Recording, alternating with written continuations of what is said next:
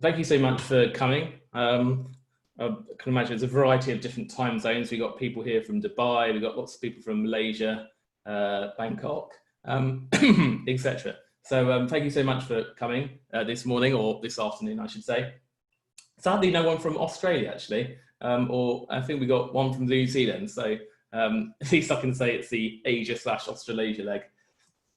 Right, it's going to be a mixture of the beginners and advanced event, but the thing is there's so much new stuff on the site anyway that I would have been showing you either way. So in case you haven't sort of come across the site before, it's a combination of a variety of things. So we've got all the sort of worksheets and slides that I've produced, and that's what the site has been popular for historically. You've got the teaching videos, which I started a few years ago, and then you've obviously got the online platform, which I'll be showing you today. By the way, just a housekeeping thing, feel free to ask questions on the chat, particularly as we've got sort of lower numbers than I would usually have in this kind of event. If you just want to ask questions on the chat, that's fine. Can I ask that the questions are specifically about what I'm currently doing rather than sort of related to something unrelated? And I'll try and answer those questions as I go along. But there will be opportunity at the end to ask more general questions, so don't worry about that. I'm not rushing off if you're not rushing off. Just to give you an idea of the site structure, and this has changed recently, you've obviously got the sort of resources section, and then you've got the sort of utilities. So the DFM whiteboard is something I've been doing a lot of development work on recently. It's still kind of, I feel like, in its infancy, but it's really come into play during this lockdown period. So and it's been working really nicely, actually, in terms of trying to do my remote learning. So it's worked really well. And I'll show you that. We'll do a little demo later. And then you've got the sort of question side of things. So there's now a sort of split into two sort of different types of questions. So you've got traditionally the fixed questions. That's got about like 41,000 questions from a variety of different exam boards, including EdXL, AQA, ACR, EduCAS, which is the Welsh exam board. I'm effectively the de facto database of questions for the UK Mathematics Trust, if you use any of those competitions at your school. And there's supposed to be a sort of broader topic structure. So for example, one of the topics in it is find the constant proportionality in problems involving inverse or direct proportion, like one single topic. Whereas the Key Skills platform, which I'll be very excited to show you, and that was only launched a couple of weeks ago, is much more fine-grained. So for that, you then have a specific type of question for like direct proportion involving a power, direct proportion involving a square root, indirect proportion, etc. So much, much more fine-grained. And the idea is it randomly generates questions intended for repetitive practice. So whereas the fixed questions might be more suitable for students who've already sort of like learned a topic and just want to practice questions on a sort of broader range mix of styles of questions, the key skills are much more fine-grained and more suitable perhaps if a student's just initially encounter the topic. And each of those are going to have a short worked example video. I've started those, but that's particularly something I'll be working on over the holiday. You might not know about the numeracy section, so it's not exactly times table rock stars, but it's still something there where students can practice their times and divide tables. And maybe I'll sort of put some more effort into that at some point in the future. Obviously, you can generate reports and such and analyze student data. And then with each of these different types of questions, the key skills and the fixed questions, you've, just admit this person, you can either set them to students in terms of there's a homework or an assessment. I'll explain the difference in a second. Or students can initiate the practice themselves, so they can practice independently as well. You can also build and output worksheets and output it to Word automatically with a mark scheme. Which is, we use that to generate all our printed assessments at my school now, our sort of half-termly assessments. So it doesn't have to be just online stuff. DFM can be useful. It can be used to generate printed assessments as well. And that hasn't been done. You can see the sort of whited out ghosty arrow there. That's because I haven't done that yet in terms of being able to generate worksheets with key skills, but that's something I'm literally working on in the next couple of weeks. So don't worry, that is coming. And then you've got, oh, sorry.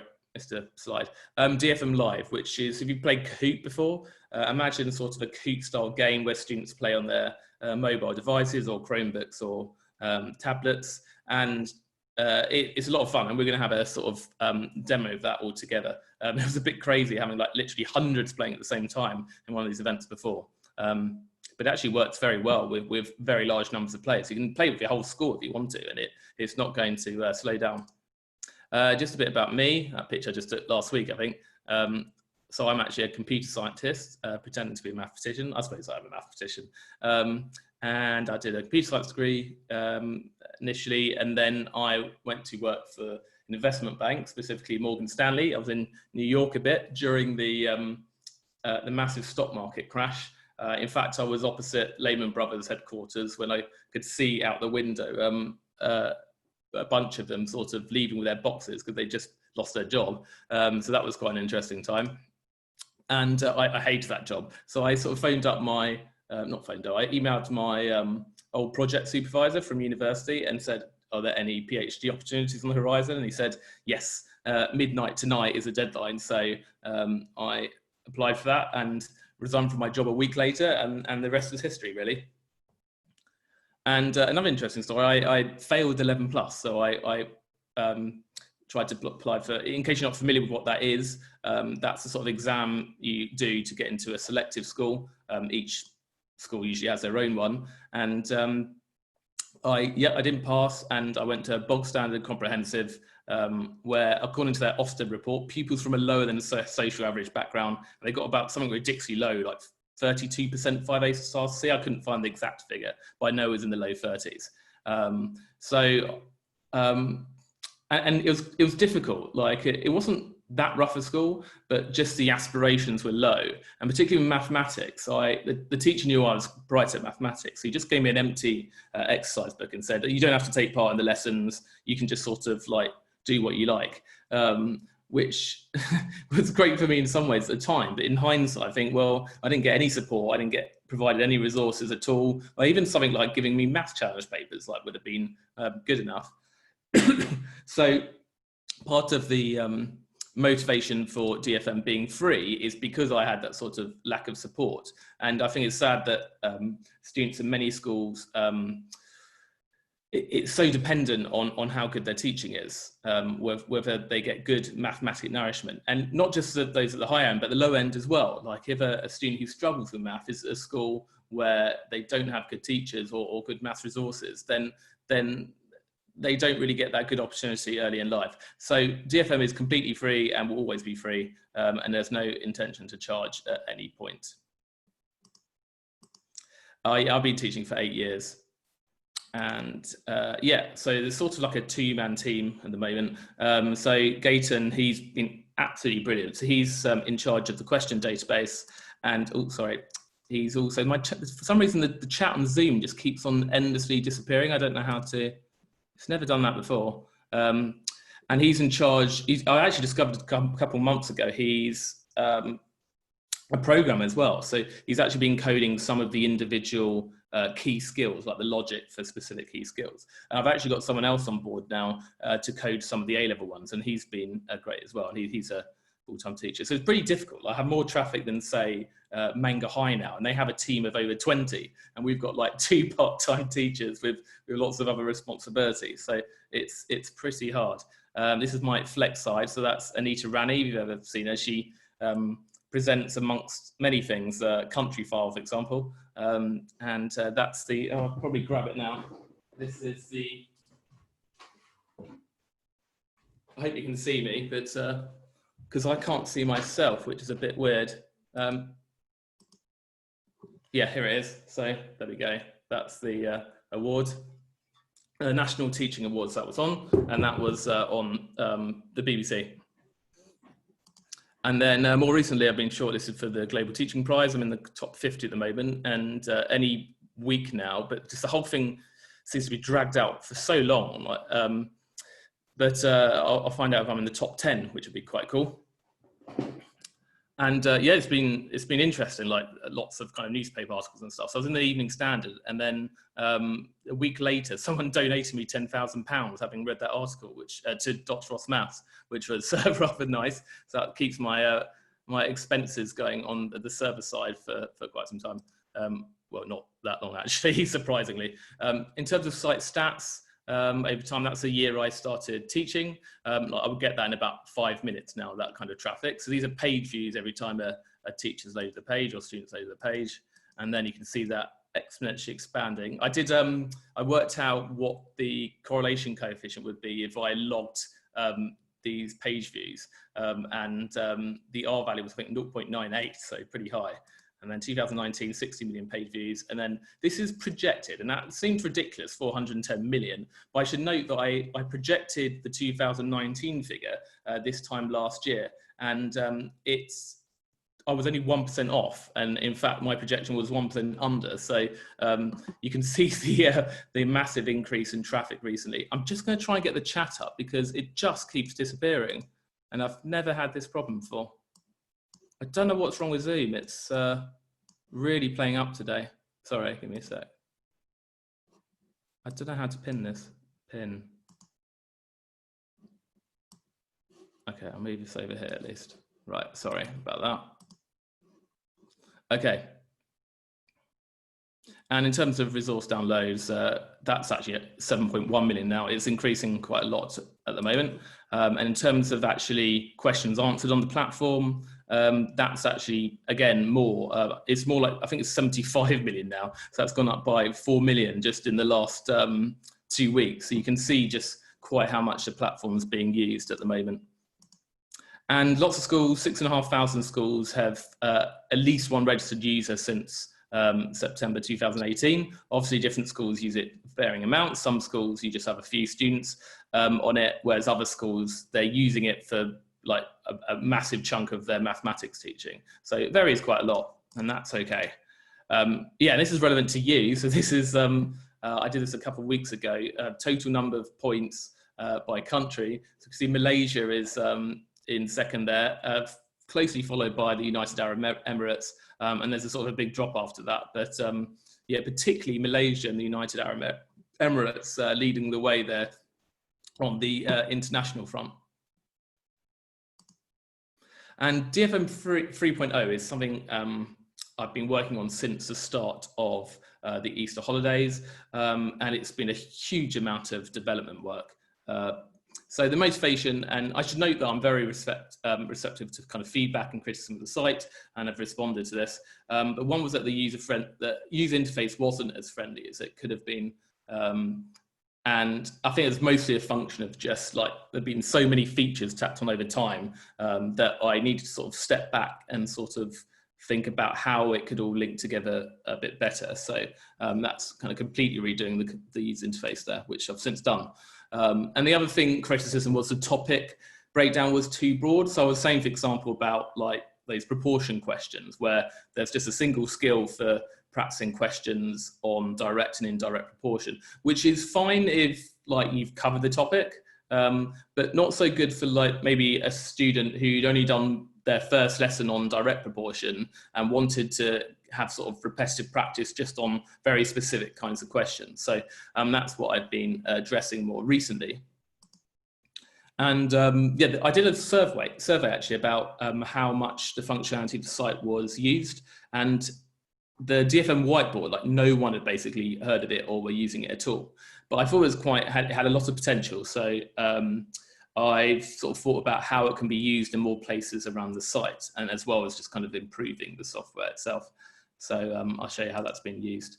And the site as well being struggling with just a massive increase in traffic. So I knew I had to move server. So I've moved to Amazon Web Services now, and also just recode everything to sort of optimize the hell out of everything, basically.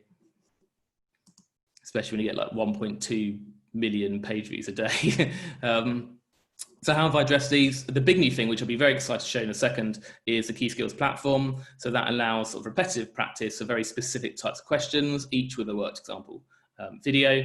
And these questions are like literally randomly generated on the fly. And we've got now, I think, about 320 now. So even like a week, 2 weeks later, well, a week later, that's a much bigger figure now.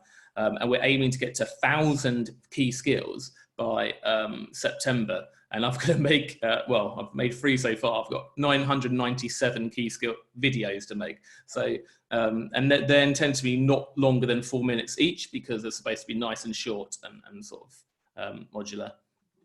So this example is where students have been answering a question on plotting coordinates just in the first quadrant. So obviously there's a second skill, which is coordinates in all 4 quadrants, and then a sort of problem solving one on coordinates as well. So just 3 key skills on coordinates, for example, and then it shows them the answer and sort of explains it. So here's just a few example nice skills we've got. This is solving a linear equation with the unknown on both sides, and you can see that this feedback is completely dynamically generated. Isn't that cool? Then this is one on sketching cumulative frequency graphs. So they're given a frequency table and they have to draw the cumulative frequency graph, and that is showing them the answer because I drew it wrong, and explaining how it all works. There's also a similar skill where they're given the cumulative frequency graph and they have to draw the cumulative frequency they're given the cumulative frequency table and have to draw the cumulative frequency graph. So a bit easier. And just a reminder, feel free to answer questions on anything I'm doing. That's absolutely fine because I have got the chat open now.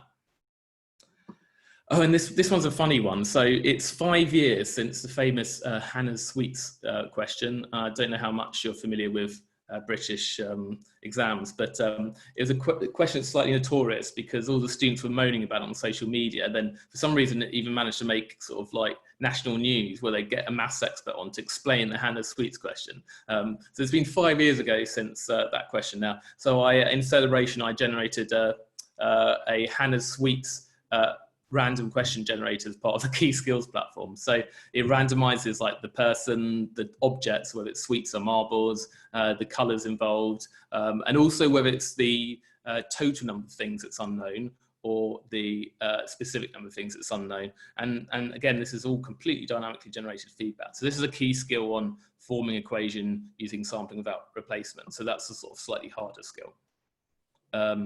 In terms of the interface, like this is the old dashboard, and it just wasn't, it was so badly designed on my part. It's just too much going on, and it wasn't like clear how to access the latest homework and things like that. So I completely redesigned it, and nice clear tiles which explain every part of the site.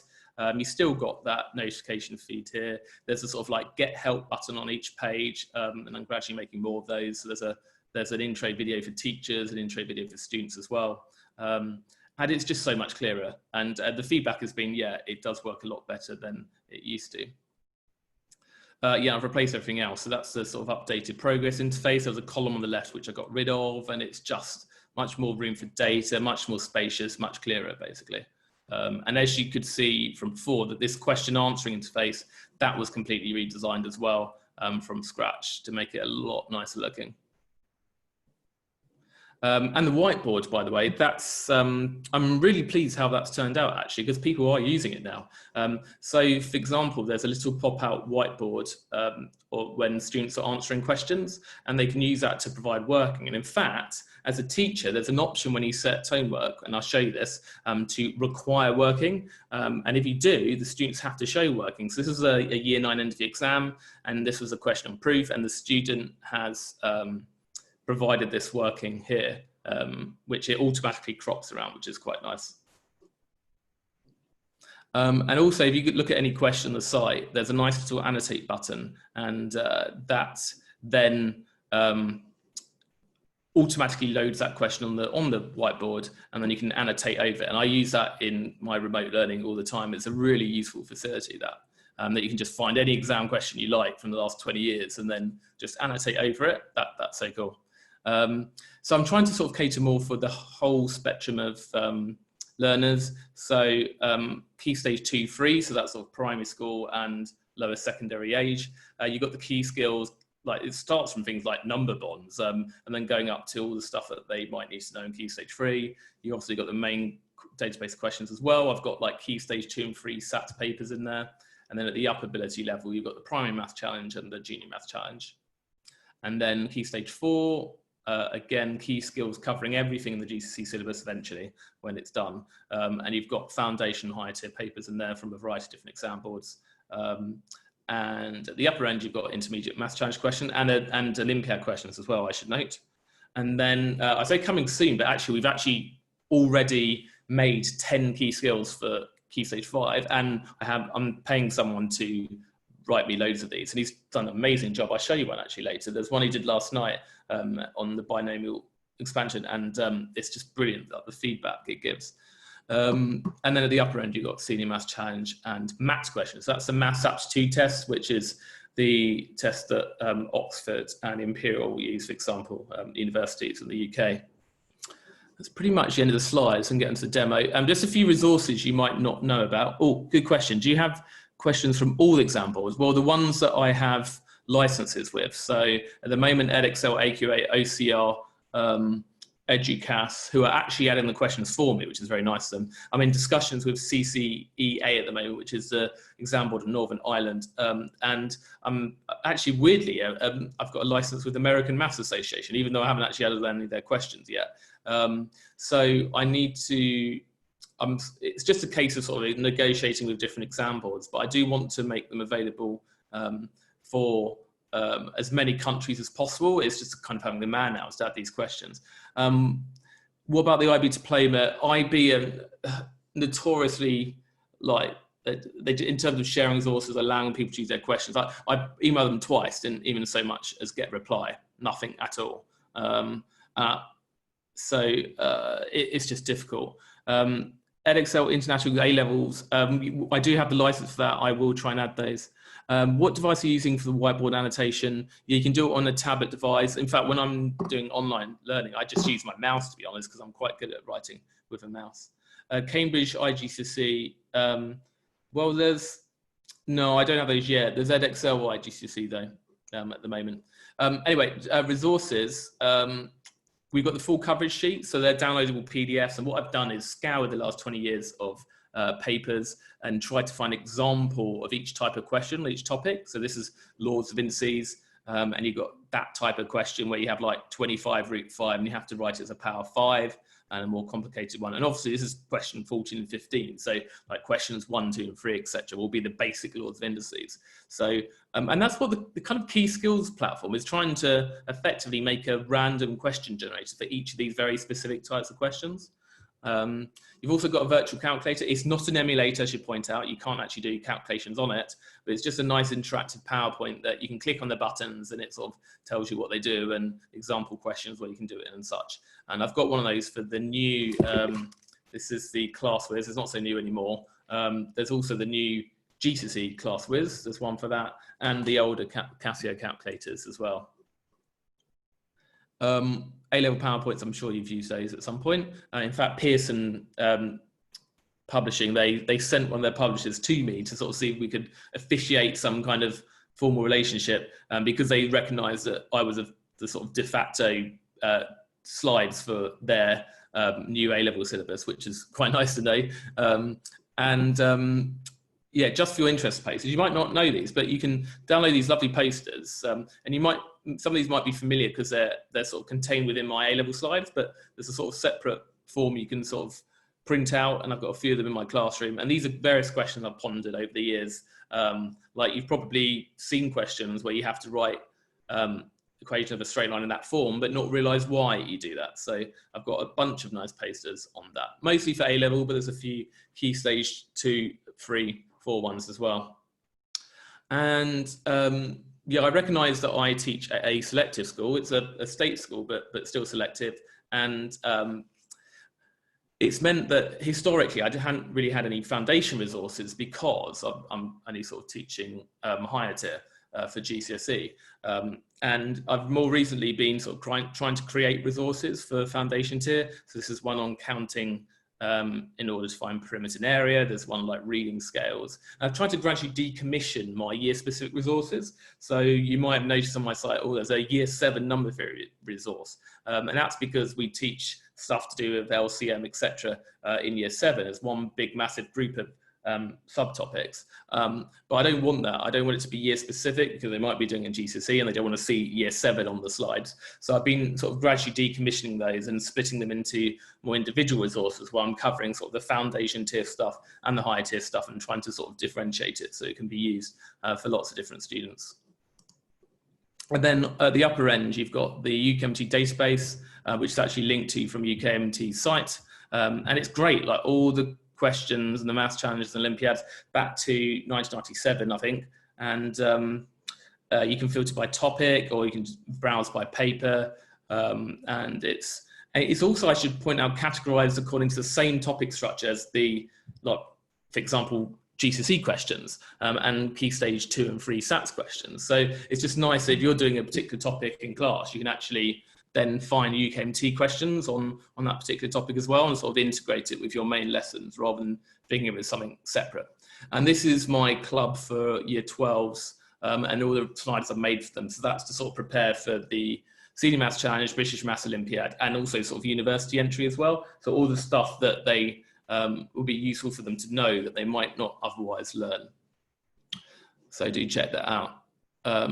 And just sort of, you might think, oh, in a selective school, there's not really much room for value added. So I'll show you this lovely pie chart, not pie chart, bar chart. So this is since 2012 when I started teaching, but this is gold certificates in the Junior Maths Challenge. So we started with around 50, and then more recently we ended up with 136. So that's almost tripled in the space of 7 years. And yeah, we're quite proud of that. The students work really hard, and they do a lot of practice of maths challenge questions on my site. I think I need to update this figure, but I think it was like 700,000 questions on just UKMT questions on my site. I'd love to get, I need to work out that statistic for UKMT questions for everyone across all schools have used on my site. That'd be an interesting stat, I think. And yeah, this is the end of my slides. I can get onto the demo. I need to finish the Key Skills platform. So Gaten and Andrew are sort of working on the programming side of things. Well, I'm doing the programming for the actual platform, and they're doing the individual key skill logic. And I'm going to be working hard on the worked example videos. And yeah, trying to get to 1,000 by the start of the academic year. This thing I'm doing over the next couple of weeks is allowing you to, even though the key skills system is random questions, being able to fix them, so you could then print out a worksheet or set a particular set of fixed key skill questions. So that's coming very soon. Also, you can't, on the progress interface, you can currently look at sort of breakdown by topic for a particular student or class, but you can't do that with key skills yet. That's coming soon.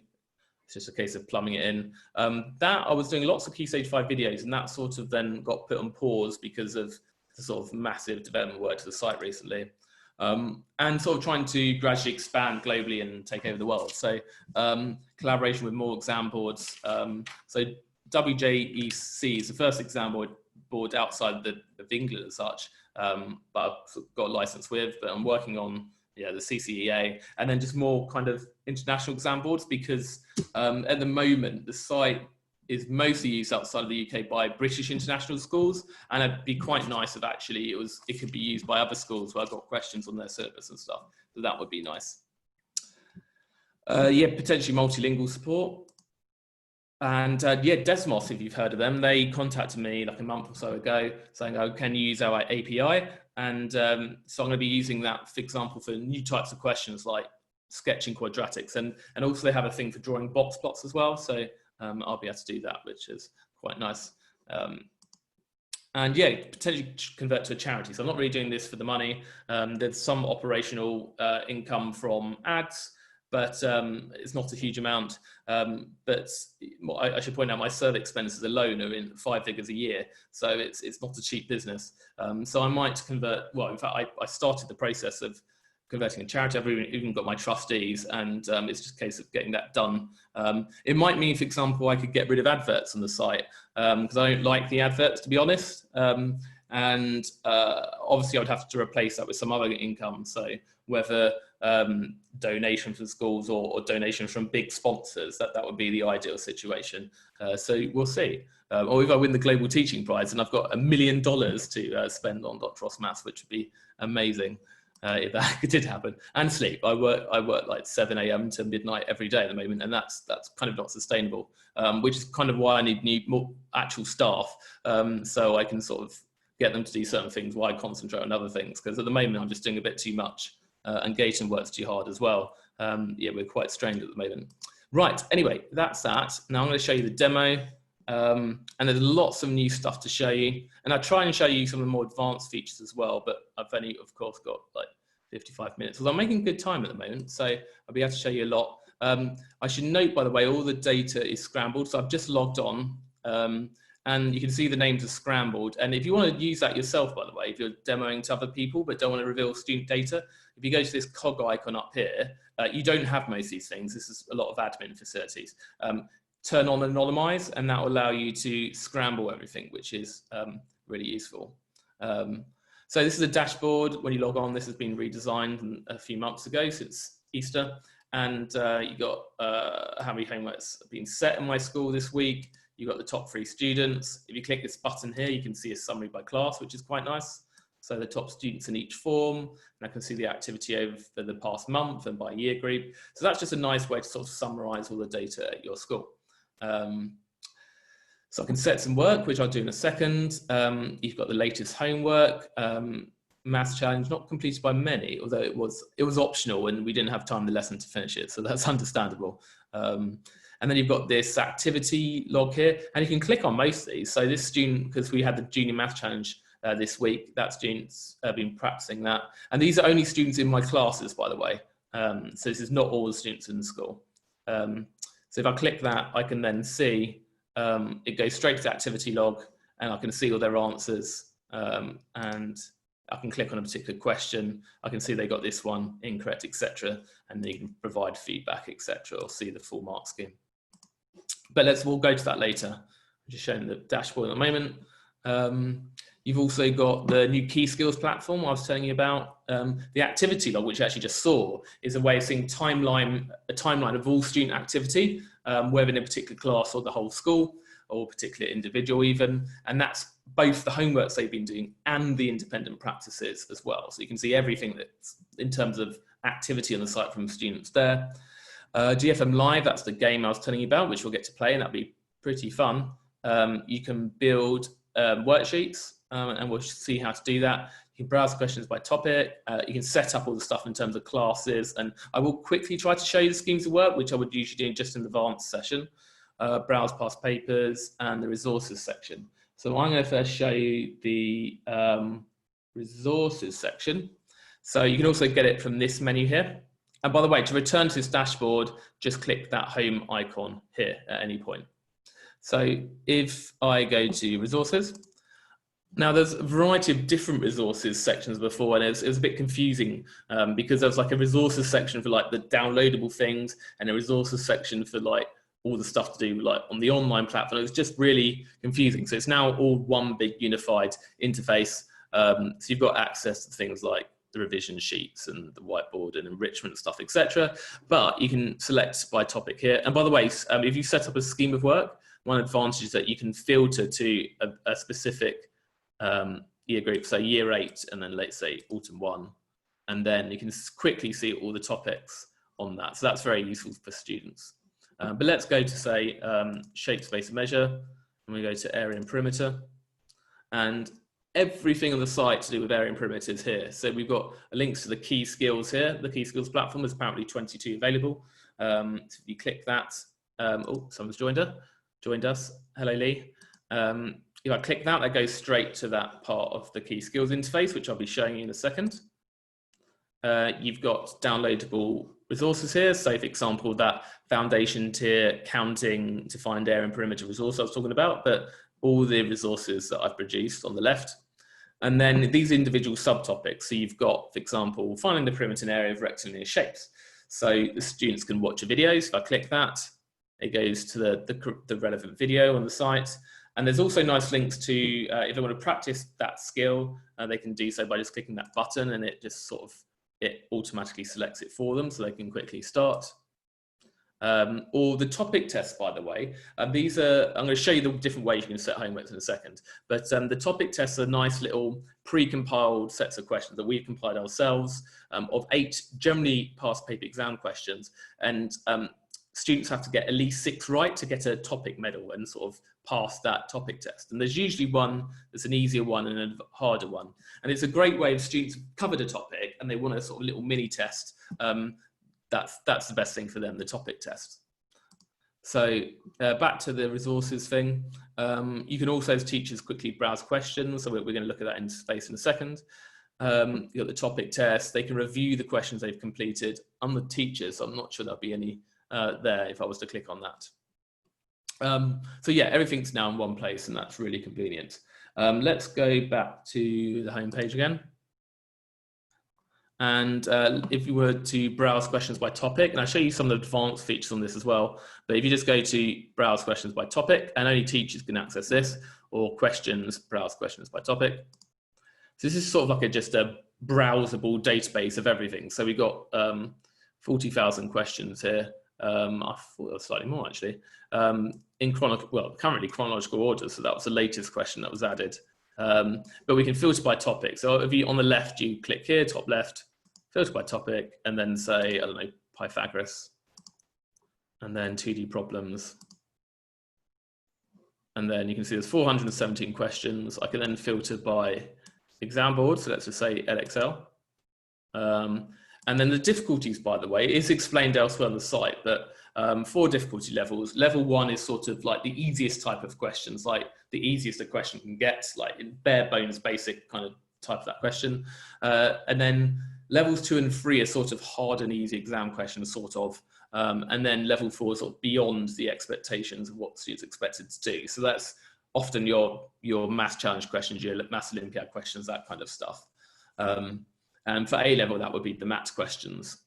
But roughly speaking, a GCSE foundation paper, the questions would be classified as levels 1 or 2, whereas a higher tier paper would be levels 2 and 3. So that's sort of roughly how it works. But let's just do level 2, so kind of standard ones really. And then we've got a question here. Let's do an easy one. Here we go. Just they're given the hypotenuse, they have to find the shorter side. And we can answer here. If you were doing it in your class, then that's just quite useful to be able to do. And it gives you a mark scheme, says I'm wrong.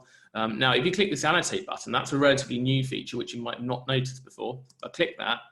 Hopefully this works. There we go. It has worked. And it's loaded the exam question. And as a teacher, I can annotate that. And because this, we will see we'll demo the whiteboard later where you get to play with yourself.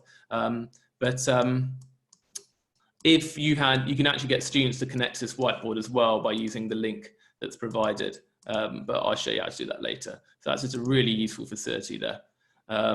By the way, this filter by text, this is a really useful feature because if I want to filter to IGCSE questions, I can just type in IGCSE and it's then filtered by the text because the exam tag is in all of these. I've now got the 23 difficulty level 2 Edexcel questions from my GCSE papers. So you can narrow it down. I also find this useful if someone's shown me a screenshot of a question and I can then type in some of the text from that question to find that question. That's a useful facility as well. A question, can the students also search this like this for revision? No. I think I might be tempted in the future to make it available to selective year groups. So say year 11s in the run up to GCSE. This is really more of a teacher thing. Partly some of my licensing restrictions is that I can't just make the whole database of questions available to students. So that's part of the motivation there. But good question. Right, the next thing is, oh yeah, setting homework. So if we go to set some work now, a lot of this has changed. This page has changed in about a month ago. So there's a lot more options now. But you've got the key skills platform, and I'll show you like the key skills thing in a second. You can choose your own questions. So you basically, we'll do that in a second, but you choose the specific questions that students are going to get, and all the students get the same questions. You can do a past paper. You can potentially modify the past paper first, and I'll show you how to do that. You've got an automated homework. So that's where you select certain filters like difficulty range the topics, and then it picks the questions for you. So that's going to be the next thing I do. And then those topic tests, what I'm mentioning, which are pre-compiled sort of like mini tests of 8 questions, and they can get their topic medals if they pass them. And if I do this automated homework, so this is the one where it chooses the questions for you. Now I should point out, I don't generally use this option myself for my own students anymore. I like to have more control. So either I do a kind of key skills task, or I pick the questions myself. And I don't want to sort of play this down too much, because that was originally the sort of the main way of giving questions to students. But I think it's just a problem that unless you're doing it at the end of a topic, because there's such a broad range of questions, like Pythagoras questions can have such a broad variety of types of questions, it can be off-putting to students sometimes. And now, even though I sort of model what students know, and like, for example, if there's a question involved Pythagoras with trigonometry, it's not going to accidentally give them a question that combines both, because it knows whether or not the student knows about trigonometry by, for example, using the scheme of work or what they've encountered before. So that's kind of modeled into the system.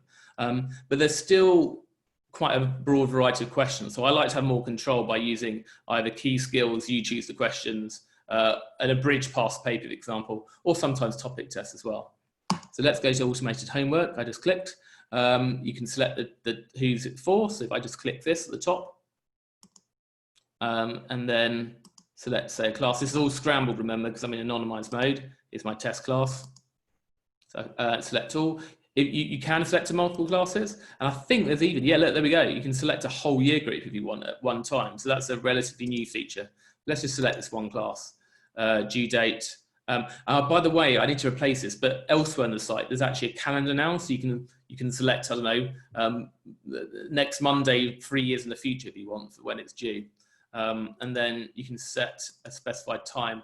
So again, I need to update this. This is actually in 10-minute increments elsewhere on the site. So if you select a specified time, then the students won't see the homework until that particular time, and it will automatically send out an email to them at that specific time. So I'm not going to do that for the moment. Let's just go to algebra. I don't know, expanding brackets. You can select more than one topic if you want. Expanding single brackets. I was talking about the difficulty range earlier. The reason it's auto is because, let's say a student has never encountered expanding brackets before, they would start on level 1 questions, and then as they get a certain number right, they'll upgrade to level 2, and then they'll get level 2 questions. And this constrains it so that they max out at level 3. Well, they could go out to level 4, but they'll still get level 3 questions, because it will only give questions within that difficulty range. And you can set filters like exam board. That's quite useful. One when wrong basically means that if they get the answer wrong, they get a second chance.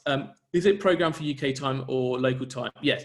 So every school has a time zone, so it should be correct for your specific time zone. And I believe there were some problems with that, and I believe they'll resolve now. So it should be correct for your particular school and your particular time zone. So they get a second chance. It says wink, wink. You may want to reconsider your answer if they get it wrong. And then it says go to settings. I think, I don't know if you can change the time zone yourself. That'd be pretty cool if you can. BST, yeah, I need to sort of correct it, because actually, rather than saying whether your time zone is 0, 1, 2, which is what I do at the moment, I need to really set it to like the international codes, where you can say the time zone is London, or the time zone is Kuala Lumpur, because these are sort of, there's certain official names for time zones, and then that means it will automatically adjust if there's daylight time savings. So I will be fixing that. So at the moment, I've just basically updated all the UK schools, so they're now at +1, and then I'll have to also manually change it to +0 when the clocks go back again. But I will be fixing that, so don't worry. So, because I wasn't, to be honest, wasn't really that familiar with how time zones worked in that way, but now I am, so I will fix that. Prevent reattempts. If you say yes, then once the student has finished the homework, they're able to redo it. If you set the homework as assessment, which I'll show you in a second, then that's automatically set to, they're not allowed to redo it. If it's a automated homework, they'll just get fresh questions if they redo it, because they're randomly selected for them. If it's a fixed question homework, which I'll be showing in a second, then they only have to redo the questions that they got wrong. And I should also point out that if you allow them to reattempt, it won't give them the answer to each question if they get it wrong, because otherwise they could record that right answer, then put it in the second time round, if that makes sense. So that's a change I made recently. What do you meant by API when you mentioned demos earlier? Was that, oh, Desmos. API is basically just if you're using some external service, they basically offer some way for you to interacting with their service. That's known as an API. I can't remember what API stands for. It's a coding term, so don't worry. And then require working. If you set that to yes, then students do have to show working. Otherwise, no, it doesn't record it. And then you've got the completion criteria. So you can either achieve a certain accuracy, like 4 out of the last 5 questions, even at a particular difficulty level, or fixed number of questions. Now, you can preview the questions. And I should point out, because the questions are random on this, if it's an automated homework, it basically shows you the possible pool of questions they might get, rather than specifically what questions they're going to get. But as I said, I usually actually pick the questions myself, so I wouldn't use this mode. Now, if you select set task, it's actually going to warn me about questions expanding a single bracket might combine with. So, because naturally, exam questions can combine more than one skill. So expanding brackets might be combined with, say, collecting light terms. So that would happen if, say, I don't know, 2 brackets x plus 3 close bracket plus 3 brackets x plus 4. They have to expand and simplify that. So it might combine these. Now, if you set up a scheme of work, then this list will be a lot less, because it will then know if it's, I'm setting this to year 7, and in previous terms I covered collecting light terms. That won't then, it won't warn you about that, because it knows the students knows that. So it's quite clever in that respect. So if I just set this to my test class, and then it's showing all the different assignments to these particular classes. And you can see the expanding a single bracket, which no one's yet done, obviously. So yeah, and you can see your homeworks around here. So I can then click on a particular homework and view it. But I'm going to show you the progress interface later anyway, so don't worry. So yeah, you can see no one's done it yet, this particular homework. Is there a way to see the mark scheme when browsing questions to select?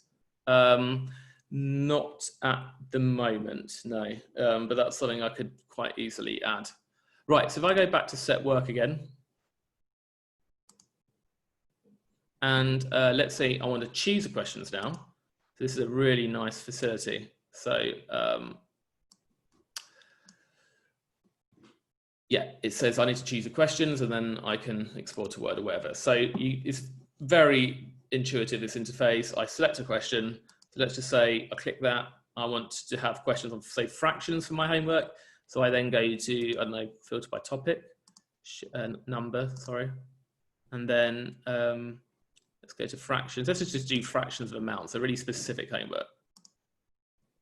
And then still got lots of questions. I want to, let's say, filter to, let's go for OCR. Let's select that question. Let's have one more. You can see the number of marks, etc. One more question, and then you can see it grays out what you've already selected. There we go. Here's the second question, and then you've got a variety of options. We first need to save it. Oh, it's auto saved it for me, which is quite nice. So if I then go to save as, you can select the name, so fractions of amounts worksheet. And then you can select where it's saved. I'm not going to do that now, but if you click that, you can put it somewhere else. So for example, there's, this is my individual personal folder, but if I go to, say, Tiffin School, there's like a restricted section that I want. Shared is for that students can access as well if you want shared worksheets, which is quite nice.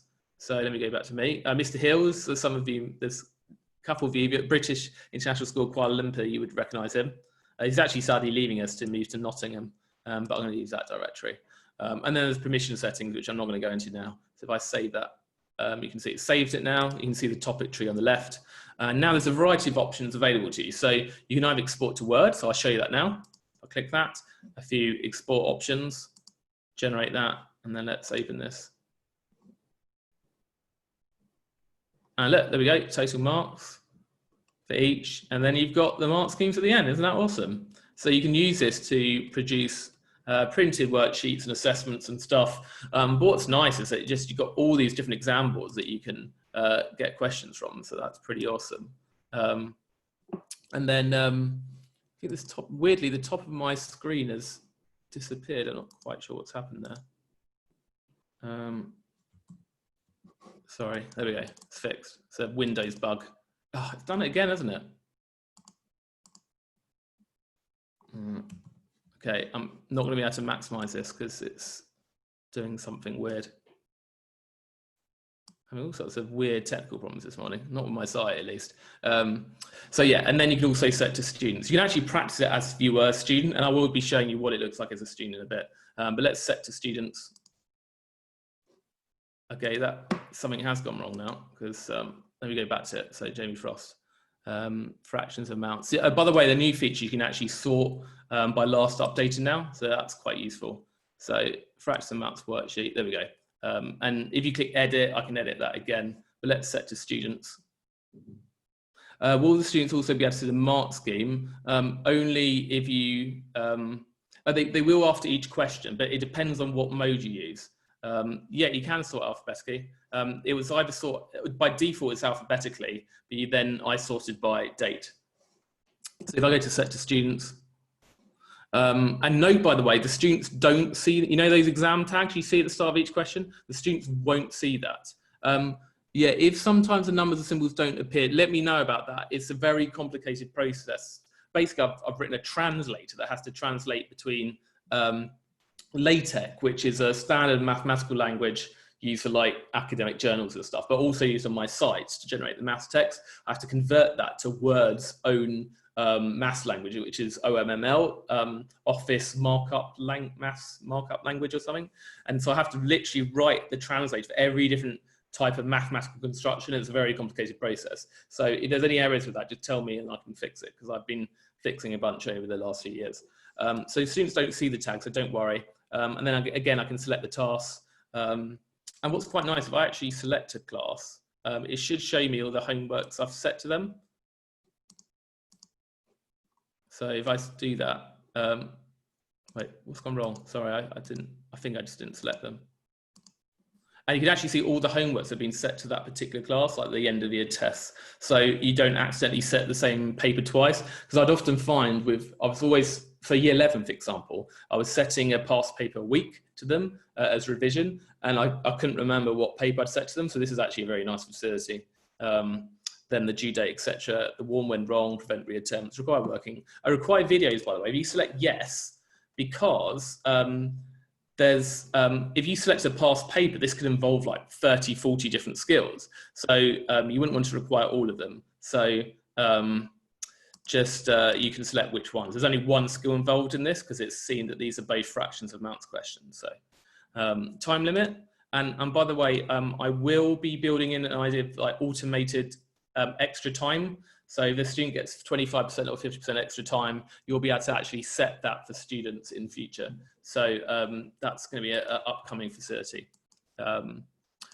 Accuracy measures. So the thing is, because all of these questions were exam questions, and notice they have marks attached, like 3 marks. So you could use exam marking, and that basically means if they got the first question right, they get 3 marks. If they didn't get it right, they get 0 marks. And you might wonder, okay, could they get 2 marks? And yes, they can. I'll be going into that in a second.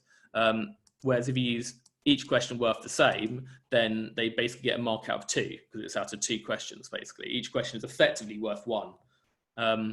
Now, the homework versus assessment, let me explain the differences. With a homework, they get instant feedback after every question. So they'll see the answer, and you'll be able to see that in a second.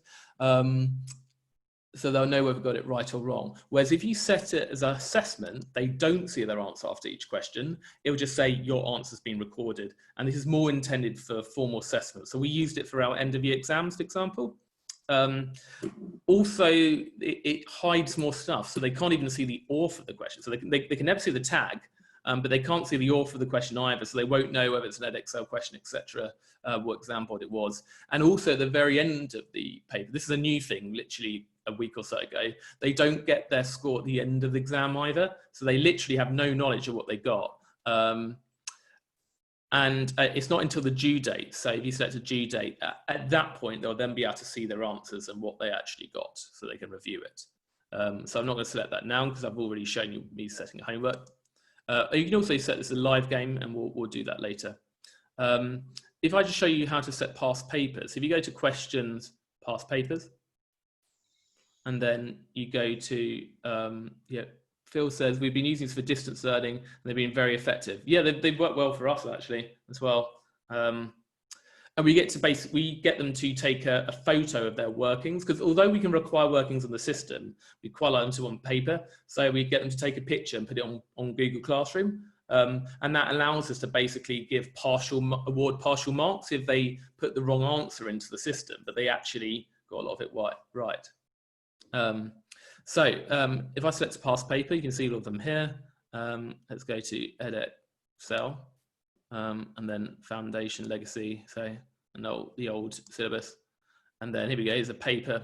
Now, if you want to then modify that paper, I want to set an abridged paper because it's too much for like one class, I can go to edit mode, and then I can then start to, for example, delete questions by clicking that cross to make it shorter. That's a lot of questions. You imagine how long it took to add all these questions to the database. And then you can drag these questions around. And I can even replace them. So if I click this, it allows me to replace the question with something new, which is quite cool. And you'll have to save it as your own copy before you're allowed to set it. It'll warn you if you try to click this. This would usually be grayed out for you. It's only because I'm an admin that I could update this, because I'm going to otherwise overwrite the original paper, which I don't want to do. Cool, so that's how you modify a paper. So just go to questions, past papers, and then just make sure you click edit mode so you can modify the paper. And feel free, if you don't understand anything I've done, just ask in the chat and I will see that, so don't worry. Right, the next thing to show you is, we've done setting homework, all of that, good. Oh yeah, what do students see? So the best way to see that is, you could actually search for students. So if I go to, say, Jamie Frosty, that would usually say Jamie Frosty, and you click that, you can then view their dashboard. Now, as an admin, I can also log in as them as well, or edit their account. If you view their dashboard, you can see what their dashboard looks like. So this is my test account, which hasn't got actually many homeworks on it. But to get out of that, just click on any page and you'll get out of that. But the better way is if you go to the cog icon, manage classes. And I will show you the managed classes later, how to set up a class. But if I go to, say, a particular class, what's that one? Oh, that's my test account. Let's just go to an actual class, 7HH. I'm sure he set the same work. Now, with my class, can you see this use demo class account button? Now, this is an amazing button. And basically, every time you create a class, it will also make this hidden demo class account as well. And any homework you set to the whole class will also be set to the demo class. So if I click that, oh, I don't think I clicked it. There we go.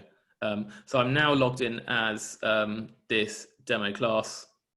And this one's not very exciting because there's not actually many assessments there. But I can actually do anything as a student now. So if I go to Mr. Hills to set your assessment, end of year 7 paper, let's hope this works. There was a bug to do with this last week, which I've since fixed, but won't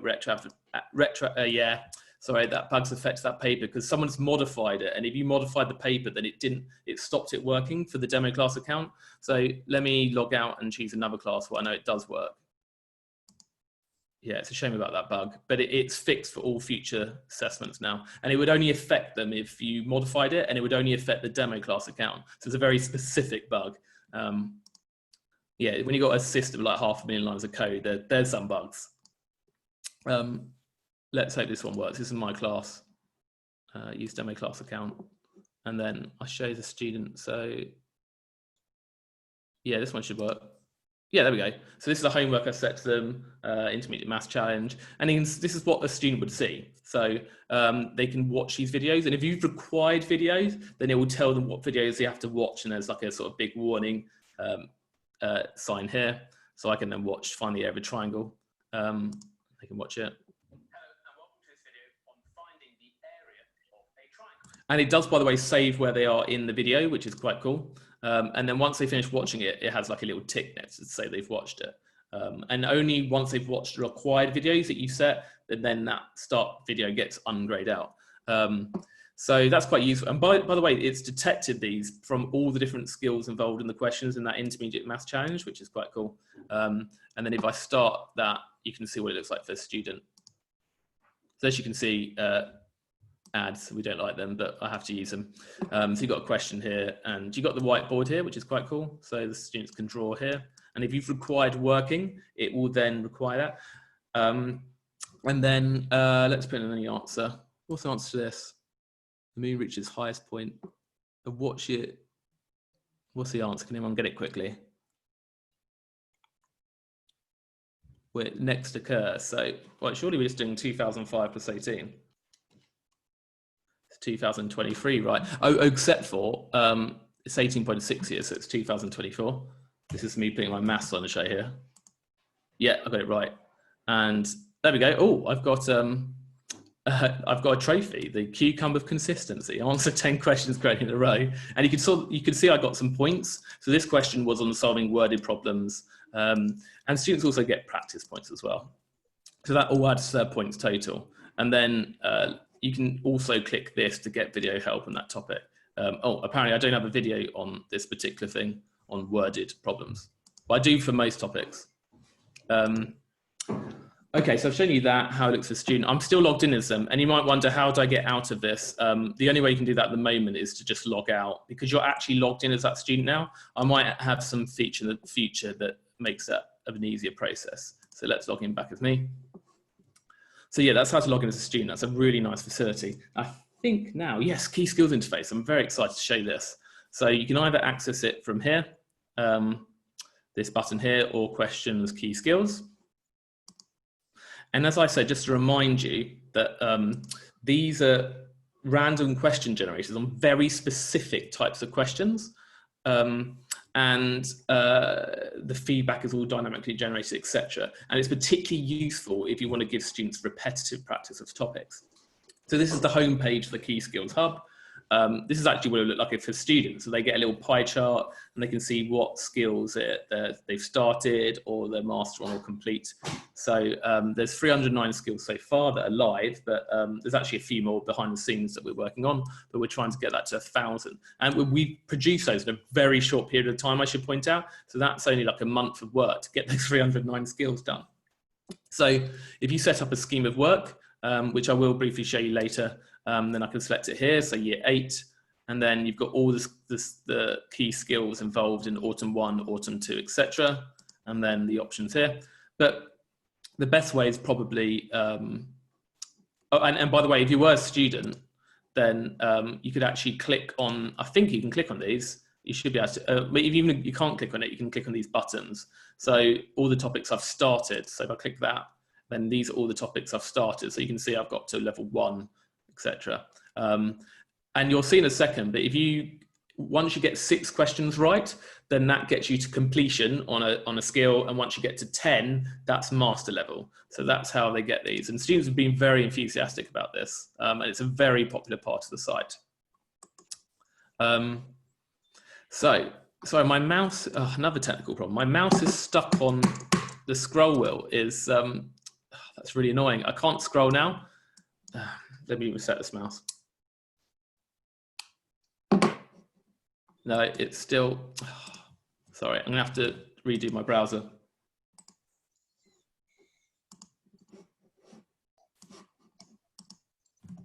There we go. Yeah, it's actually a browser problem. Oh, and now another bug because Windows is not allowing me to see all the window. I've never had these problems before in any of these meetings. Right, so if you, on the topic tree on the left, now I'm gonna go to trigonometry because I've actually made some videos on that. So trigonometry, and there's all these skills so far. So the first one is just like, someone's reordered these, I don't know why. By the way, these skills are not in any particular order at the moment, but they will be ordered by September because we're, there's no point ordering them until we've got like most of the skills done, because otherwise we'll be constantly changing the numbers, so that we'll be ordering them at some point. But the first one should have been label size relative to a given angle. So there's a little video on this. If you click this, and you can watch the video, and it's actually remembered where I was, so it skipped to like halfway through the video. And look, that's only like less than 2 minutes, that video, so it's very specific. And I can see that I've completed that because I've got to 6, but not yet master level. Now, as a teacher, you got, and students actually have a variety of options here. So I can, for example, click the preview button, and that will generate a random question on each. So if you want to get new ones, just click get fresh examples, and it refreshes the page. And look, you've got these questions, and you can see how it works. If I select that, you can see the feedback. This is all dynamically generated, which is really nice. Yeah, master level, you just get to 10 questions. It's really simple. I didn't want to overcomplicate it. It's just really simple and unambiguous. And then you've got these questions here. Let me just show you like one of the new ones, the histograms questions. Do they get 10 out of 40 questions? They get master. What do you mean out of 40 questions? Basically, as soon as they get to 10 correct on a particular skill, whenever they've done it, they get to master. They just have to get 10 questions at any point on a skill, and they get to master level. Yeah, so it's just, I just kept it simple, to be honest. There's no there's no sort of system where they sort of gradually forget a key skill over time, because I think students would just be frustrated if they start to lose like key skill points or whatever. So I just didn't do that. Amazing one is histograms. So if I get to this one and go to data representation, there's some histogram ones which are just amazing. Gator made these. Yeah. So if I go to preview, so these are automatically generated histograms, and you can see as I refresh it, look, new one with random bars, and then look, I get to draw on it, and then it will mark it, the submit answer, and it showed me the correct histogram and how that frequency density was calculated. Then this one, it's giving you one in advance, and you have to make a calculation based on it, and then it shows it's got calculation to do with that. Isn't that just amazing that you can do that? And as I say, there'll be a worked example video for all of these very specific skill types. So I'm really excited about this, and both students and teachers have been very enthusiastic. And I think it was sort of like what the gap was on DFM, because a number of teachers said, oh, we'd like to use it for whole school, but like we've got low ability students, they've just learned this topic, and I just want to give them like 10 questions on this very specific kind of thing. And it's just the key skills platform kind of satisfies that, really. So is this what you base it on? I'll have to look at that link later. And then you can set it to students. If I select that, then you can, there's all the options. The one thing that wasn't there before is interleave skills. So this is a new thing that I did, I think 2 weekends ago, but it explains it. If you click the question mark, it explains how it works. But if you interleave the questions, and this will only be applicable if you selected more than one skill, then it will sort of oscillate between the question types. If I've selected 3 skills, I'll go skill 1, skill 2, skill 3, skill 1, skill 2, skill 3. And if basically you do an accuracy, so achieve a certain accuracy, once they've achieved that accuracy on one of those skills, it will only oscillate between the remaining skills. So if you selected skills 1, 2, and 3, once they've achieved the accuracy on skill 1, it will then go 2, 3, 2, 3, 2, 3 only. And then once they've achieved the accuracy on skill 2, then it'll just be 3, 3, 3, 3 until they finish. If you don't interleave it, then the questions will be in blocks. So basically they will have to do questions on skill 1 until they meet this accuracy criteria, and only then it will go to questions on skill 2, if that makes sense. So you can either choose to interleave it or not to interleave it. So you have a huge amount of control here.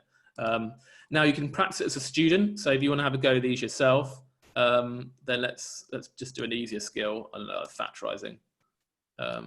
This will do, and go to have a go. Fixed number of questions, and then this is what it looks like for a student. So factorize the quadratic. I'll show you the wink wink thing. So if I just type in a wrong answer, wink wink, you may want to reconsider your answer. Those messages are random, and some of them are quite funny actually. So if I factorize that, x plus, so what is it, 2 numbers, 6, I should be able to do this. X plus 3, x plus 8. Yeah, of course. Yeah. Sorry, it's too early in the morning. And then I should be able to do that in an instant. And there we go, I got it right. And look, there we go. Ooh, I got a key skill point. And you can see that there's a completion, the master level there. And it gives you that automatically generated feedback. If I'd done the video, there'd be a button here for them to view it. And students can actually feedback to their teacher. So they click send, and then you'll be able to see that, which I'm about to show you in a second. So that's the key skills interface. And here's the pop out whiteboard, which is automatically popped out. It closes once the answer reveals itself. So yeah, that's a really great and powerful new facility. The tech behind it is extremely advanced. Right, okay, so next, the last few things are once I give student feedback, can they then respond to it? Yes, they can. So I'm about to show you that. So I'm now going to the progress interface. So progress, and then there's a variety of options here. So I mentioned the activity log, and that's basically, oh, I haven't anonymized. Let's anonymize again, cool. If I go to the activity log, then I can see, oh look, there's a key skills practice I just did. The only reason it says NA because I didn't finish it. So that's me, it's just scrambled. So that question I just did, and then I can feed back to that student. So you could type it here. You can also do, it actually says here, you can do mathematical text, so alt and equals. So if I do alt and equals, it has this pop out keyboard. So, and by the way, if you press / it automatically just does a fraction. So you don't have to bother clicking this fraction key. And in fact, if you know LaTeX, you can actually type in LaTeX commands and it'll convert it. So like integration, I know this would be crazy, but if I did \int and then a ampersand, if you know LaTeX, then it actually converts it. Can you see where they typed in the whiteboard bit? Yes. So if they drew something on the whiteboard, it will appear here with their answer just below it. It's a shame I haven't got an example to show you. Maybe I can actually. Year 9, I think kind of. The trouble is because everything's anonymized, I can't see who's who, because I know actually some students who did the whiteboard working, so it's hard to show you now. But basically it'd be, you remember that screenshot from the PowerPoint where I showed you that working, where someone did that, it was proof to do with consecutive integers. They can do that. So just have an experiment. By the way, if you set require working to optional, then it will record it if they provided it, but it won't require it. Whereas if you say require working no, it just won't record the data, even if they did draw something. So just bear that in mind. So yeah, you can see all their independent practices. So I don't know who the student was. It wasn't me. They've done a casual practice and they've been practicing factorizing quadratics. So yeah, oh, that wasn't a key skill thing. That was just from the normal question database. And then you can override their mark to correct, incorrect. And if it was, remember I was showing you accuracy measure exam marking for a homework, then instead of correct, incorrect, it would actually be the number of marks you want to allocate to them. So I'll show you one where you can do that. You can provide feedback. You can see the full mark scheme as well, which is quite useful.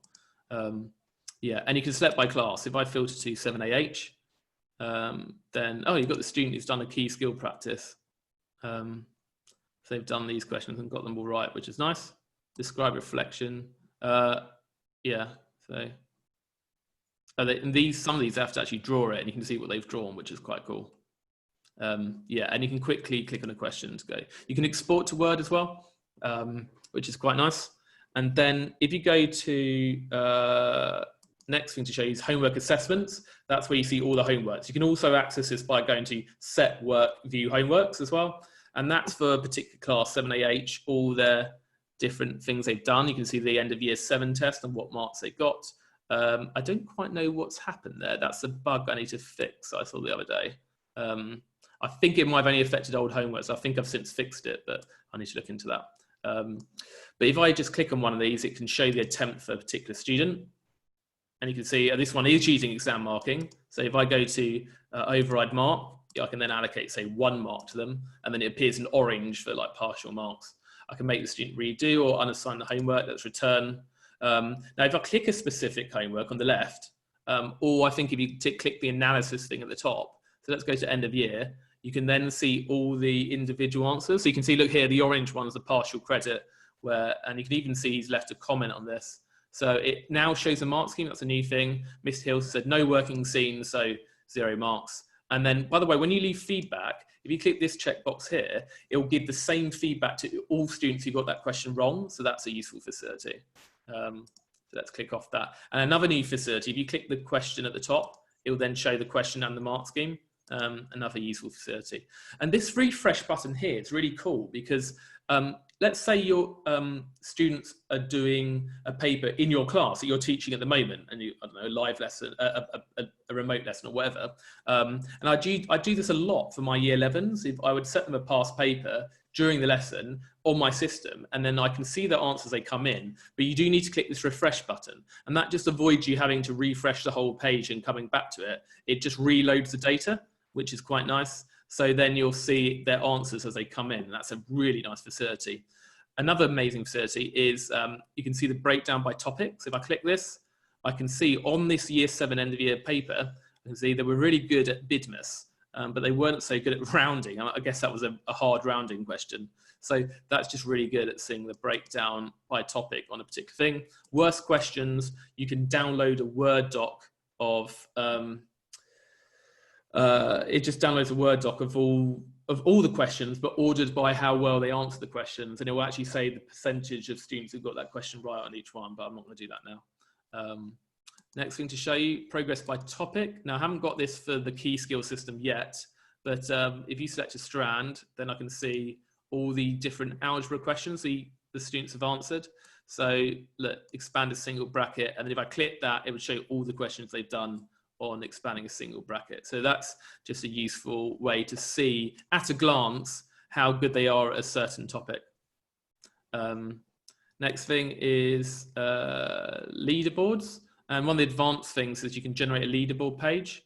So I'm not going to show you that now, but you can select the date range and then the type whole score, a particular thing, a year 10 by individual, a year 10 by class, and then you generate that. And then what's nice is if you just, that will open up in a new page. If you just save that URL, you can then link people to that so they can get directly to the whiteboard, which is quite useful.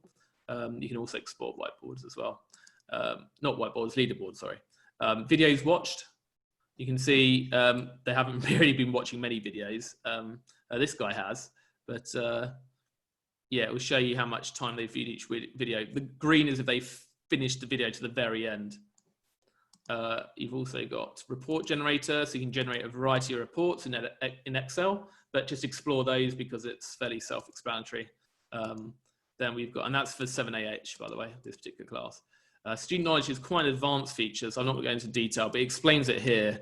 This is, it basically shows you what the students know, and you can modify their knowledge. It sounds a bit crazy, but this one isn't, this expanding single bracket is in the year 7 scheme of work earlier in the year. So it knows that by this point of the year, they're expected to know it. But these are also topics students separately encountered. And you can basically click this to make them forget a topic. You might think, well, what's the point of that? It's basically so that if I set, say, a Pythagoras homework, and I don't want them to get questions that combine Pythagoras with trigonometry, I can make them forget trigonometry. So that's really advanced facility that would only show in the advanced session usually. Times tables data. Now these, blimey, a lot of them done the times table because you can't actually set times tables homeworks, but they've all done this independently. So you can see that data at a glance. All feedback, so you can view in one handy place all the feedback that students have provided. So the students wrote that and you can write back. And students have this interface as well, so they can then feedback to you and they'll get a little notification when you leave feedback, then it'll appear on this icon here, they've got feedback, and as well as on the home dashboard, there'll be something on their notification feed to say that they've received new feedback from you. People ask, oh, can you send an email? I avoid that just because it'll result in too many emails, and basically because I sort of pay by server unit cost, but by server unit usage, basically, it costs me a lot more money if I'm sending out too many emails, basically. So that's another reason to avoid it. So that's the progress interface. Now I'd like to quickly do setting up a class. Now I'm not going to really show in detail. If you go to manage classes here, cog icon, manage classes, all I'm going to say is just watch this video, get help video, it explains everything. So if you're starting a new year, so let's say you're setting up for September, then do not set them up individually. Use this wizard here, so start the wizard, and it will basically get you to download a spreadsheet which I just show you. It's a very simple spreadsheet, and then you could copy in from Sims. Unfortunately, the license to have automated interfacing with Sims is just too expensive. It costs me tens of thousands of pounds a year, so I can't do it. But you just copy into this spreadsheet, and then you re-upload it, and then it will basically prompt you to say, oh, we found that these student accounts already exist. What do you want to do? And the default is that it will take that student account and put it into your new classes. It will also clean up the student accounts which are no longer in a class, maybe because they've left the school, etc. Can you see what they typed on the white? Oh, sorry, that was a question before. But you can otherwise just create a class by using this form. And then here's a particular class. I can select students. If they don't get their activation email, because when you register them or they register themselves, they should get an activation email. And if they don't, you can force activation. So if I go to this test class, can you see there's this unactivated student account, and it sort of explains what to do here. If you click that, can you see there's a force activation account button, and that will basically manually activate their account, so they don't have to do it by email, and it will tell you that it reset their password to password, because if you think about it, they don't get the activation email, they won't get a link to finish the registration process where they set their password, because they get to usually set their password. And you can link with Google accounts, Office 365 accounts, and Firefly accounts. And basically, you can't do that yourself, but when they finish the registration process, they can either put in a password, or they can choose at that point to link with one of those types of accounts. So they then don't have to provide a password in future, which is quite cool. There's no Dr. Ross account link this email. I'll deal with that later. I think that's because they've tried to log in rather than register. Or have they already registered? I don't know. But if you just email support@drrossmaths.com, we'll be able to help you. If there's a way of finding all students who have personal emails, no, you can't do it. But basically, if the email address doesn't match the domain extension of your school, so if you go to school school settings, can you see we've got @Tiffin? So that means it knows when you have a personal email address or not. And can I advise, if you've got a separate one for teachers and students, put it there for the student one, not the teacher one, because it doesn't matter if your address appears personal email address. And that will basically mean these won't appear as personal email address. So it's a safeguarding thing. You can't see personal email addresses on the system. And that also means if students don't get school issued email addresses, they can still have an account. So it gets around that problem. If you click add students, you can add students manually as well. But I'll let you explore that and just watch the video. If I go back to the home, just watch that video and explain everything. And just to mention that students with no class, can a student be in more one class? Yes. So if I go to add students and I go to, sorry, clicked off it. If I go to, I think blogs, Joe Blogs does actually exist. Can you see it's detected Joe Blogs already exists? Now you can either move them from their old class, or you can add them to the new class. Now, if you choose add, then it doesn't remove them from their old class, and they'll be in both classes. That makes sense. The other thing to mention is that if students have registered independently because they didn't follow, like if I go to a class, can you see that you get this registration URL, so they join the class? And when you've just added the students, he'll give you that URL anyway, so you won't miss it. But that's the registration URL to join that class. Now, if they don't follow that and just register independently, they won't be in a class. So you can then find them in students with no class. And then you can click on the student and just move class and then super easy. Yeah, so you can then move them. So if the students claim they've registered, but they're not in your class, look in the students with no class, basically. Right, cool. Last few things to show you. The whiteboard, if I go to, you can click this whiteboard icon here, or it's on the home page. So if I go to whiteboard here, now I'm gonna give you this link. So I'll paste that in the chat. And if you go to this, now it should work a bit better today because there's less of you, so it's not going to frazzle it. It doesn't work, my browser starts to crash if I've got like hundreds of people on the whiteboard, which happened the other day. Yeah, so I can see already David Wells, hello. So anything I draw should appear on your whiteboard. That's weird, for some reason it's not appearing on Dave's. Yeah, I can see what you're writing. I can also project questions. If I click this icon here, so the the library icon, and then I click on the question.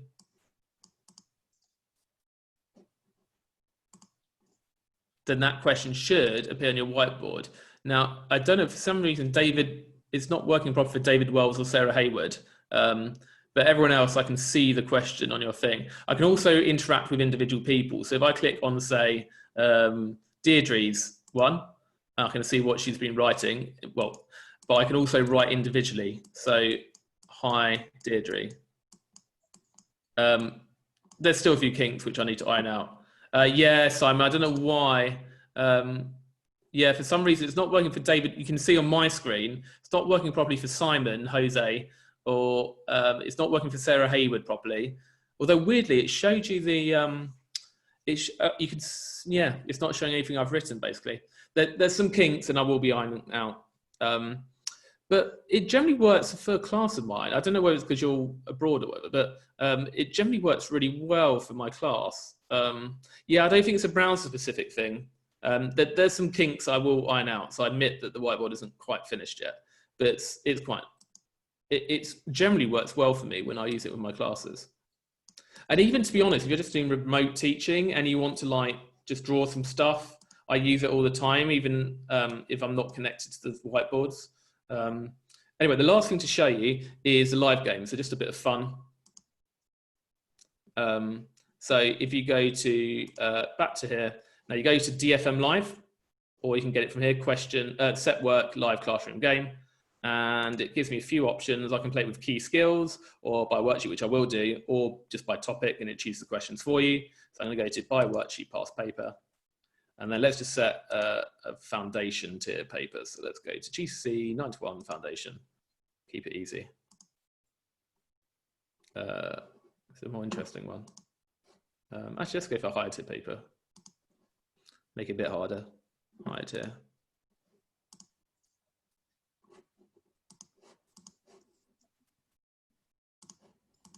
So one we have to put in some algebra. That'd be nice. No, I'll do foundation. I just want to, so you can put in the answer quickly. Yeah, that'll do. Right, so, and notice this annotate button, by the way, but I'm going to click live game. Now there's a few options from there. You can, if you can require they have to log in with no nicknames, so they don't put in silly names, or they can log in, but they can use nicknames, or get allow, which I'll do now, in case you're not logged in. You can choose to either have a speed bonus. So the person who's first, who gets it right, gets 1,000, then 950, then 900. They get a minimum of 500 for the right answer. So everyone who's got an answer right gets at least 500. Or you can have no speed bonus. And then this is sort of a lockdown mode I put in. So because usually the question would only appear on the teacher's screen, not on the student screen, because they would have to look up the projector. But obviously at the moment that's not practical. So there's an option for them to see the question as well now. So if I start that. Now, notice this link, because students often go to just the home page and just don't know where the link is. All the worksheets should have the live game option. Now, there's no reason why any of them should be locked. The only ones I can think might not are the topic test. The topic test might not have that. Sorry, let me just put the link properly. There you go. And then the code, in case you can't see it, is 164574.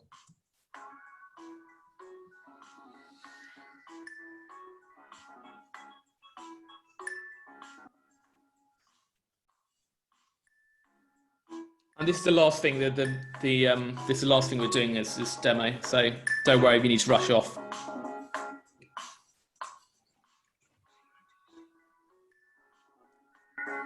Just give it another minute for you to get in. So remember, just go to that link there rather than just this.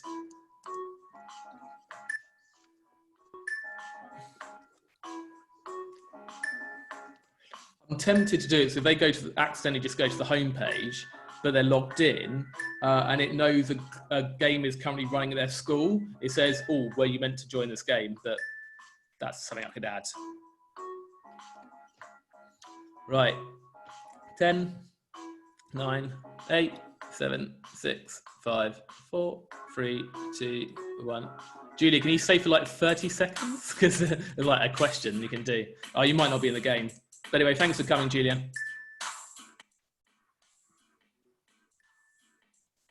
Here we go.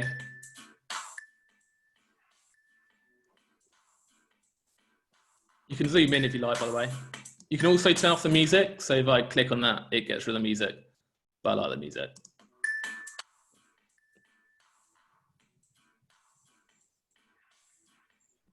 Right, that's almost all of you. I'm going to stop waiting. This thing here mutes it. Like, can you see that sound icon over there? That mutes it if you don't want the music. So there we go. So Kerry was first, well done, followed by Deirdre. Let's just do one more question.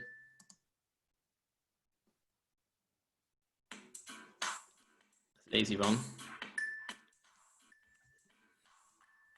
Well, that was quick. It is an easy question. And I'm going to stop waiting. Oh, is that 27th person? Did they come in? I think they're probably not there. So there we go. So well done to Josh Corran, who was first, fast off the mark. And if you click on finish, rather than get to all the way to the end of the questions, we can see it's Sarah won, well done. And if you show full results, you can see the breakdown from first to last. Apologies to Tamsin Hoskin wasn't even in the game. That's quite cool. You can't currently export that, but I will be probably adding that feature in future. Sorry, Chin, that you weren't able to get in. Did you go to the actual link, the /join link? Anyway, never mind. That's how it works, and the students love that. They beg me to play this all the time. So it's quite a nice little way just to, if you want a kind of more fun lesson at the end of a topic, to sort of practice that. That's just quite a nice way of doing it. Right, so that's the end of the main meeting. Can we use a past paper for the live game? Yes, that was a past paper. We were just doing you can see these were from a foundation tier paper.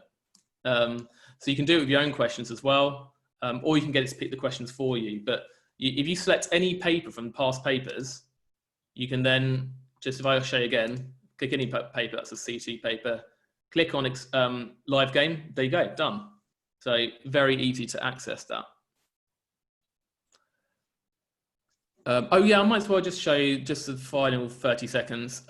If you go to manage schemes of work, because I kept on talking about that, it's if you click that get help button, then it will show it. The one thing that's new is if I just click this test scheme of work and then no year group September 1st, and then note that if I add a term, autumn 1, I can't go to set the date properly. And I select some topics, because this is new. Can you see there's now 2 columns because of the key skill system? So if I select, say, algebra and then expanding brackets, say, can you see it's now automatically populated the key skills here that are available? Now, can I advise that you do not do this until closer to September, because this list is going to be rapidly expanding. So you don't want to set it up and then find there's a bunch of key skills that you weren't able to select before. So, because they've since been created. And note, by the way, you can drag these around, and that will be the order that appears to students if they, for example, in the key skills system, when I filter a scheme of work for a particular year, then it has it in the correct order.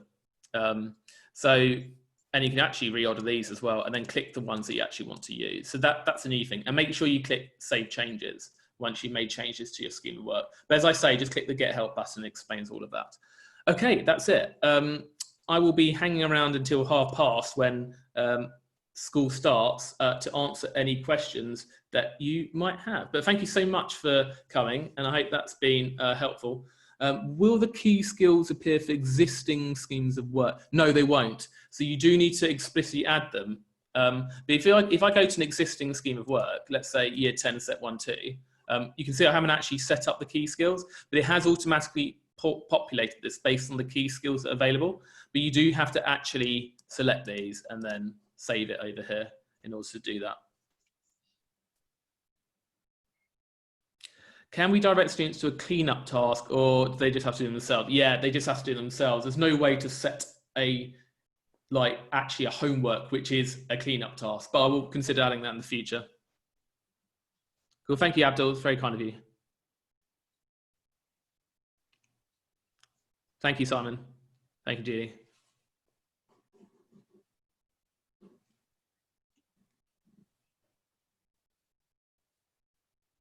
No problem.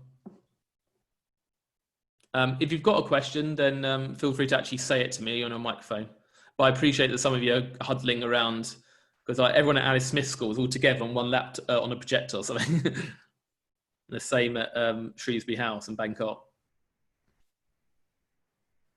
How much can students actually search and find themselves? Like you're saying, I'll show you. So if you go to Jamie Frosty again. Oh, Lee, it's warning me I haven't saved my changes. That's clever. Probably McNugget. That's because I'm in anonymized mode still. But if I go search a key skill, for example, let's say trig, then it's shown all the key skills to do with that, which is quite good. And they can also, there is the downloadable resources as well. So that's one thing they can access. You can see what options are available, all the videos, the cleanup tasks that wasn't on the teacher dashboard, trophies that they've earned. They can practice by topic, but they can't browse by topic. So that's not that facility I showed you towards the start of the demo, they can't do.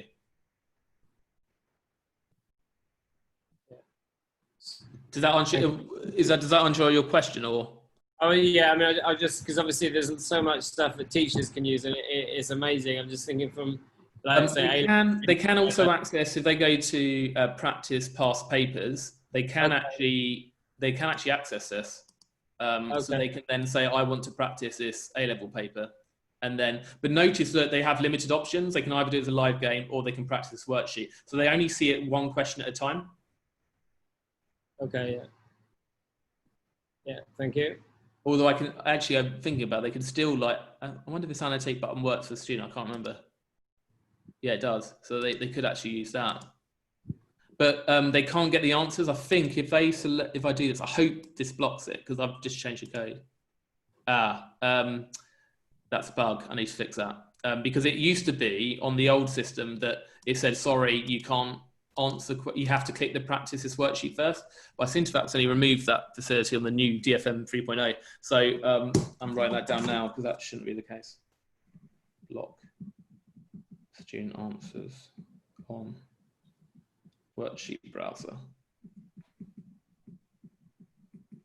Yeah, with such a huge system, there's always stuff you think, oh, that needs to be changed, etc. Sometimes they're a bug, or just you've overlooked something, and this is definitely an overlook. Just want to check, you're teaching with any school. Are you taking private? Well, you can sign up your son on the system. So if the school is not on there, then it gives you the email to it gives you an email address to email. So then you can ask them we can add the school for you.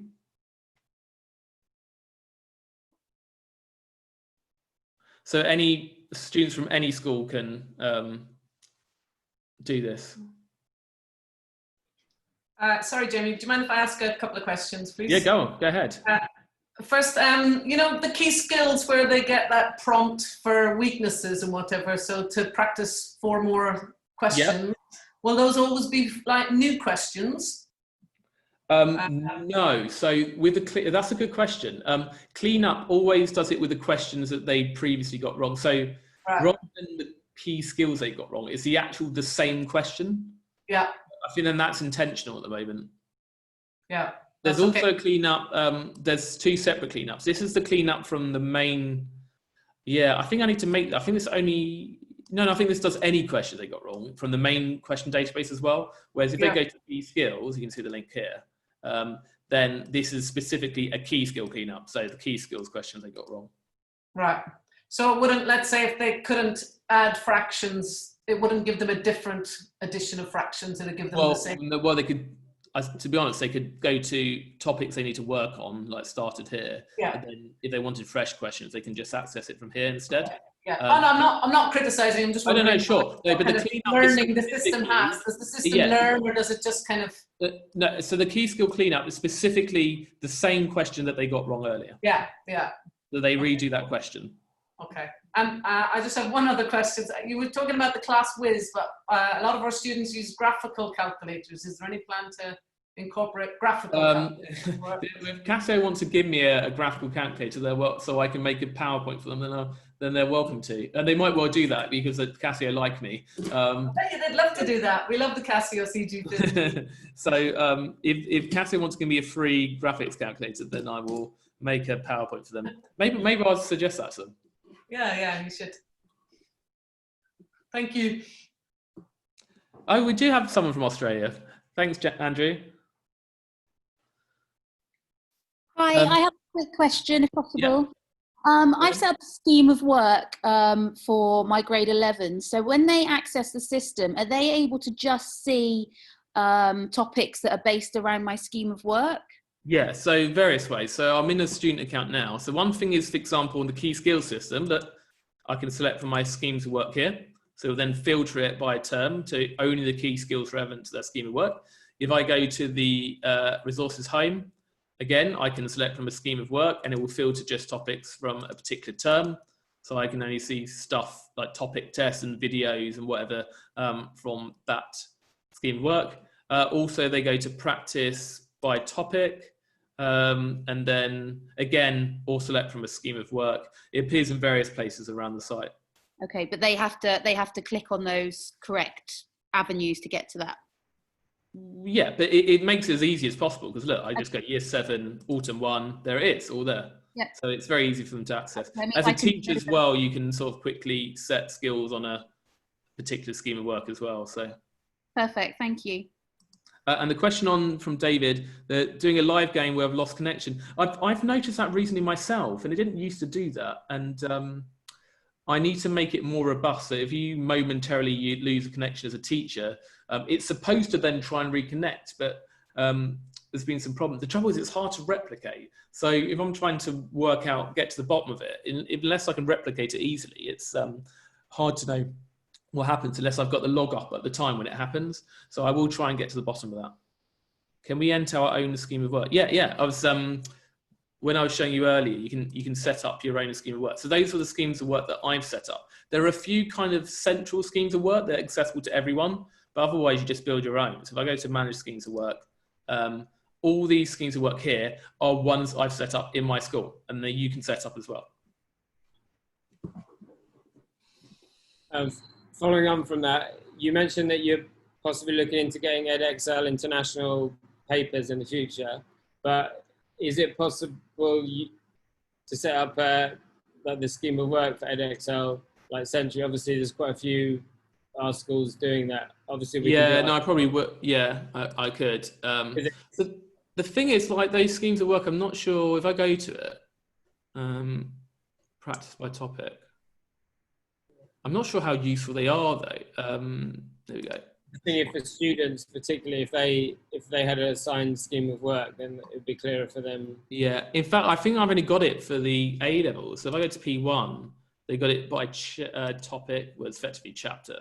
But I don't think I think I actually even deleted the GCSE one because, like, well, how would you do it? Because the thing is, like, the GCSE one is going to be like pretty much every single skill in the topic structure. So, and then, well, you could break it up into terms, but then how? It depends on the school's scheme of work. So it's more like I don't know how I would actually put it on there because I don't know how I divvy up the topics, and it'd be practically selecting every single skill in the topic structure. So for Key Stage 3-4. So I don't know how I'd put it on there really. If you have any suggestions, then feel free to suggest. Yeah. I was thinking more for Key Stage 5, like edXL International. Oh, sorry. Okay. Well, yes, I could do that. I would, if it's the international one, I don't know if there's a particular textbook, official textbook that has them nicely divided up into topics. There is, yeah. Okay. Well, if you were able to email me, say, the contents page from that, that would be really helpful. Because it's based on the old edXL, like C1, C2, etc. Oh, I see. Yeah. Elements of the new UK edXL. So. Yeah. If you're able to send me the contents page from that textbook, then that would be really handy because then I can sort of divvy it up into topic 1, topic 2, topic 3. That would be really great. Thank you very much. Yeah. Don't worry, D. Whittington, I've already eaten my breakfast. Just concerned that you're awake from 7 a.m. till midnight. You kind of need a break now before you start teaching. Thank you very much. I don't think, am I even teaching period one? I am. Oh yeah, but there's a 10-minute, I actually start teaching at 8:40, so it's fine, don't worry. Okay, thank you very much. Much appreciated. Thank you. Okay, take care.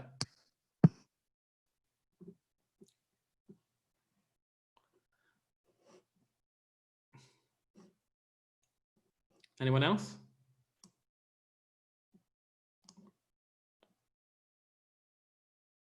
Thank you.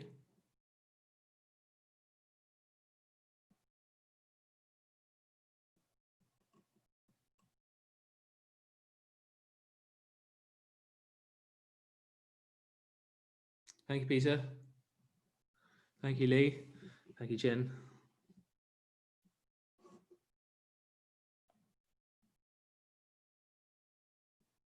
Oh, for those who are still here, the 6 of you left. If I go to school stats, you can't see this on your account because it usually show you just your school, but we can go to active international. So Maclean's College in New Zealand. We had one New Zealand teacher here. I wonder if it was him. St. Christopher's School in Bahrain, Tenby School. There's a Tenby teacher supposed to be coming today that she had to pull out. Prince Wales, Shrewsbury International School. There's a GEM school there. Wow, British School Kuala Lumpur have gone down in the ranks. They used to be number 1. So that's the, how many international schools are there? Flipping out. But then we're getting down to quite low usage here. So that's like what a student can easily get that number of points, a single student. And this is schools who've sort of maybe tried to. Turns out 1 point, that's 1 question answered. How will my son from a different school log in? You just, if the school might already be on the system, so if it's not, you just need to, it will say when you try to register. So if you go to the home page, there'll be usually, because I'm logged in, it won't show it, but if you go to register here, and then you type in your school, and if the school is not there, then you can email us to add that school to the database. Thanks, Ben. Andrew Hill says hi.